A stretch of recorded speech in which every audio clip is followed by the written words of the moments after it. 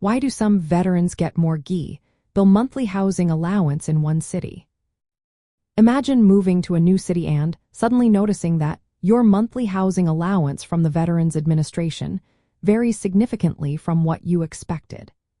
This difference can be confusing, especially when it seems to depend heavily on where you choose to live. Understanding why some veterans receive higher housing stipends in certain locations involves examining how the Department of Veterans Affairs calculates this benefit. The key factor in determining the monthly housing allowance is the cost of living in a specific geographic area. The Veterans Administration uses data from the United States Department of Housing and Urban Development and the United States Census Bureau to establish what is called the housing stipend rate for each city or metropolitan area. These rates are updated annually and reflected the local rental market, including rent prices for apartments and houses, as well as other housing-related expenses. Cities with higher living costs, such as New York City, San Francisco, or Washington, D.C., tend to have elevated housing allowance rates.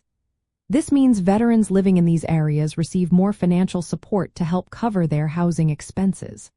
Conversely, cities with lower costs of living, like some smaller towns or rural areas, have reduced housing stipend rates, resulting in lower monthly payments.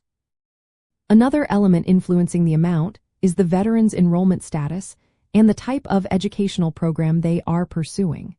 Full-time students generally qualify for the maximum housing allowance, while part-time students may receive a proportionate amount. The specific campus location also plays a role. If a veteran attends classes in a city with a high housing cost index, their stipend will be adjusted accordingly. The duration of the veteran's enrollment and the number of credits they take can also impact the monthly amount. If a veteran is enrolled in multiple programs or taking a reduced course load, the housing allowance might be affected.